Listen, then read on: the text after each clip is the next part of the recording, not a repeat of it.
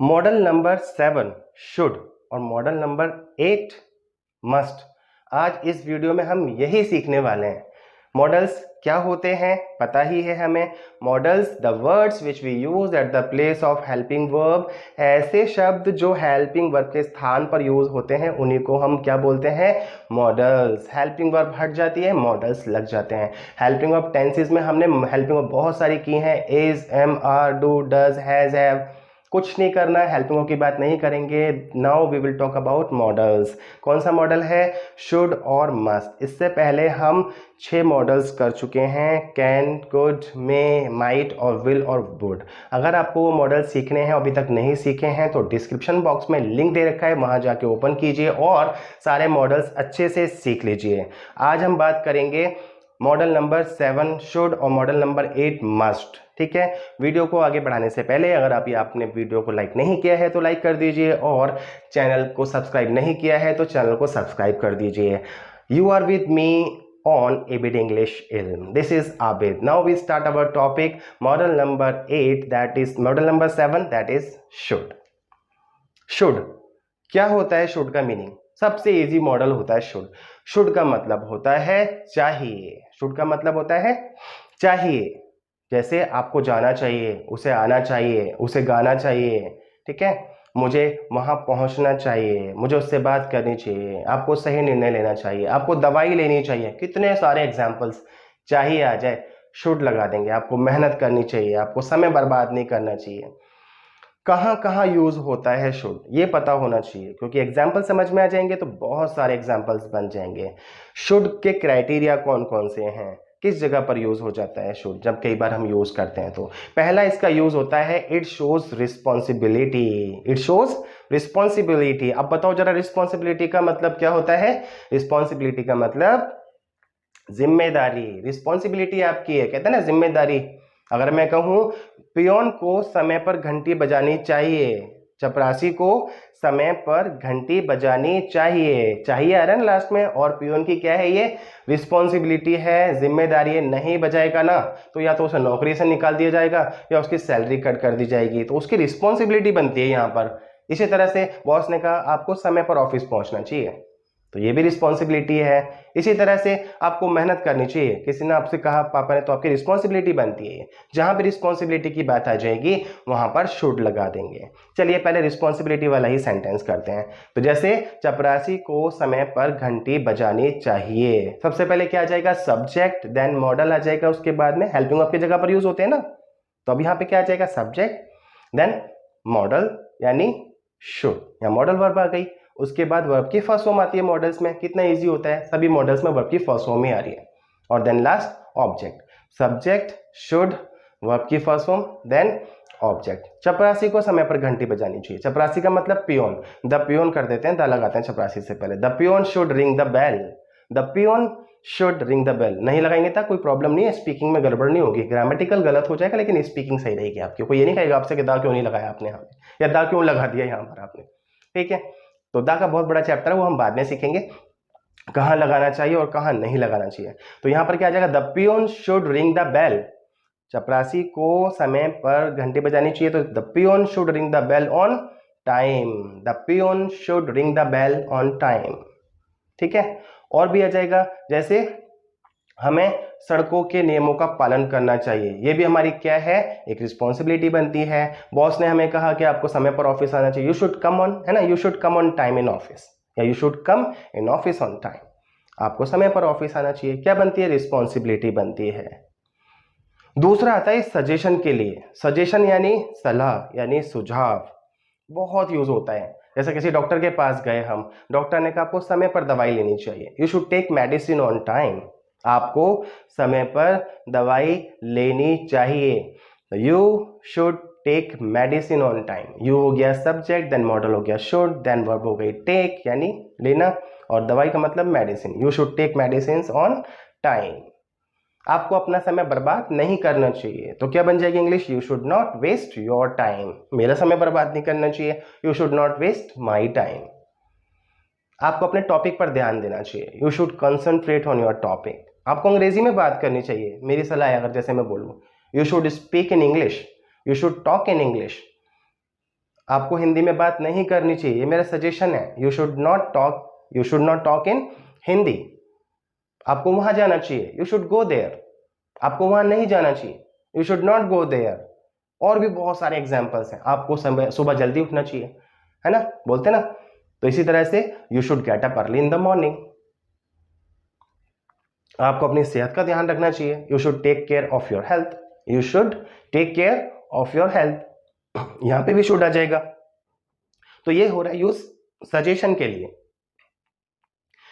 एक यूज होता है शुड का, लेस्ट अगर आ जाए वर्ड कहीं। लेस्ट का मीनिंग क्या होता है? कहीं ऐसा ना हो। लेस्ट का LEST, लेस्ट का मतलब होता है कहीं ऐसा ना हो। अगर ये वर्ड आ जाता है और अगला सेंटेंस हमें बनाना है तो वहां पर भी शुड का ही यूज होगा, कहीं ऐसा ना हो। मैं कहूं धीरे चलो, कहीं ऐसा ना हो कि आप गिर जाओ। धीरे चलो, कहीं ऐसा ना हो कि आप गिर जाओ। धीरे चलो, गो स्लो या वॉक स्लो। लेस्ट आएगा, फिर क्या आएगा? लेस्ट, कहीं आप गिर जाओ। लेस्ट फिर आ जाएगा अब यहां पे सब्जेक्ट शुड, वर्ब की first form. Lest you should fall down. Lest you should fall down. तेज भागो, कहीं ऐसा ना हो आपकी ट्रेन मिस हो जाए। तेज भागो, कहीं ऐसा ना हो आपकी ट्रेन मिस हो जाए। तेज भागो, run fast, लेस्ट you should miss the train. Run fast लेस्ट you should miss the train. मेहनत करो, कहीं ऐसा ना हो कि आप फेल हो जाओ। डू हार्ड वर्क, ठीक है ना, do hard work लेस्ट you should fail. इस तरीके से आ जाएगा लेस्ट के बाद में शुड का यूज। यूज कम होता है लेकिन आना चाहिए। तो गाइज ये है यूज शुड का। देखा आपने, शुड का मतलब होता है चाहिए। 3 जगह यूज किया हमने इसका। पहला शो करता है रिस्पॉन्सिबिलिटी यानी जिम्मेदारी को। दूसरा शो करता है सजेशन यानी सुझाव या सलाह को, ठीक है ना, या किसी को हम नॉर्मल सलाह देते हैं, सुझाव देते हैं। और तीसरा किया ये यूज हमने लेस्ट के साथ में। तो ये यूज हुआ शुड का, चाहिए का मीनिंग आ रहा है। अब नेक्स्ट चलते हैं मॉडल नंबर 8। वो मॉडल वर्ब है मस्ट। कौन सा है?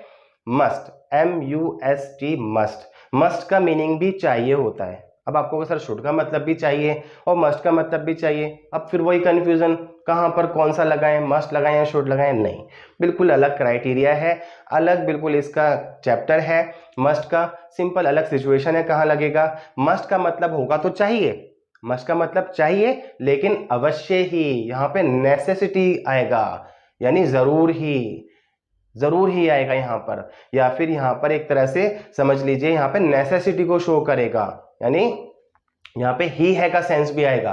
किसका सेंस आएगा?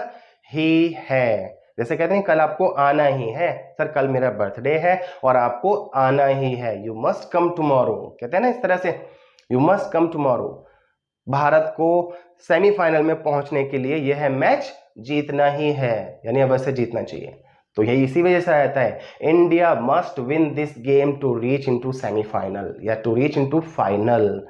इस तरह के सेंटेंस में मस्ट जब आएगा नेसेसिटी को शो करता है, यानी जरूर चाहिए या अवश्य चाहिए, या फिर ही है का सेंस आएगा तो वहां पर मस्ट आ जाएगा। चलिए एक एग्जांपल लेते हैं, जैसे आपको अवश्य ही मेहनत करनी चाहिए। अब अवश्य आ गया ना, और मेहनत पे जोर दिया जा रहा है, नेसेसिटी को शो कर रहा है, तो अब यहाँ पे मस्ट आ जाएगा। फॉर्मेशन वही रहेगी, सबसे पहले we keep subject at first, उसके बाद लगाते हैं हेल्पिंग वर्ब की जगह पर मॉडल्स, यानी मस्ट आ जाएगा मॉडल, देन वर्ब की फर्स्ट फॉर्म यूज होती है हमेशा, और उसके बाद में लास्ट में ऑब्जेक्ट। तो आपको अवश्य ही मेहनत करनी चाहिए, तो यू मस्ट वर्क हार्ड। डू लगाएंगे तो you must do hard work, both are correct. इसी तरह से अगर मैं कहूं आपको अवश्य ही अंग्रेजी में बात करनी चाहिए, you must talk in English. इसी तरह से अगर मैं कहूं आपको अवश्य ही जल्दी सोना चाहिए, you must sleep early, you must sleep early. और भी बहुत सारे यूज हैं जो मस्ट से इजीली बन जाएंगे, बस सब्जेक्ट लगाना है, मस्ट लगाना है और देन ऑब्जेक्ट लगा देना है। भारत को यह मैच जीतना ही है, India must win this game, India must win this game. Bharat को यह मैच सेमीफाइनल में पहुंचने के लिए जीतना ही है, तो वहां क्या चेंज हो जाएगा, India must win this game to reach into semifinal या टू रीच इनटू फाइनल। इस तरीके से आ जाएगा मस्ट का यूज। आपको अवश्य ही अंग्रेजी में बात करनी चाहिए, क्लास में अवश्य ही अंग्रेजी में बात करनी चाहिए। You must talk in English in class. आपको इंटरव्यू देना ही चाहिए, यू मस्ट फेस इंटरव्यू, कहते हैं ना, यू मस्ट फेस इंटरव्यू, आपको जरूर करना चाहिए, करना ही है इंटरव्यू फेस तो आपको। तो ये यूज हुआ मस्ट का। तो गाइज आपने देखा आज की वीडियो में हमने क्या सीखा, यूज ऑफ शुड और यूज ऑफ मस्ट। उम्मीद करता हूं बहुत ही आसान तरीके से समझ में आ गया होगा। किसी को भी सब्जेक्ट अगर क्या होता है, वर्ब क्या होती है, हेल्पिंग वर्ब क्या होती है, और थोड़ी सी इंग्लिश पढ़ना आता है, तो कोई भी सीख सकता है मॉडल्स। बस यही क्राइटेरिया होते हैं मॉडल्स को लर्न करने के लिए। हमें पता होना चाहिए सब्जेक्ट क्या है, बार बार सब्जेक्ट आ रहा है, हमें पता होना चाहिए हेल्पिंग और मॉडल्स क्या होते हैं, वो हम सीख ही रहे हैं। हमें पता होना चाहिए वर्ब क्या होती है, क्रिया क्या होती है, यानी आना जाना खाना पीना सब ये वर्ब होती है, इनका यूज करना आना चाहिए। ऑब्जेक्ट हमें पता ही, हमने सीख ही लिया है सब। और थोड़ी सी इंग्लिश रीडिंग आनी चाहिए, रीडिंग प्रॉब्लम होती है ना हमें, तो रीडिंग अच्छी आनी चाहिए। रीडिंग जिसकी अच्छी होगी इंग्लिश भी उसी की अच्छी होती है। देखा होगा आपने ज्यादातर जिन बच्चों की इंग्लिश अच्छी होती है ना, रीडिंग, उनकी स्पीकिंग भी अच्छी हो जाती है। तो आप भी अपनी रीडिंग अच्छी कीजिए, न्यूज़पेपर पढ़िए, मैगजीन पढ़िए, या फिर कोई बुक पढ़िए, या फिर डेली प्रैक्टिस करते रहिए टेंस की, सेंटेंसेस की, लिखने की, सब तरह से। तो देखिए फिर आपकी भी इंग्लिश इंप्रूव हो जाएगी। तो गाइज आज की वीडियो में इतना ही, use of should and must. Now we will meet in next video with the new topic. Till then keep learning and keep smiling. Thank you so much.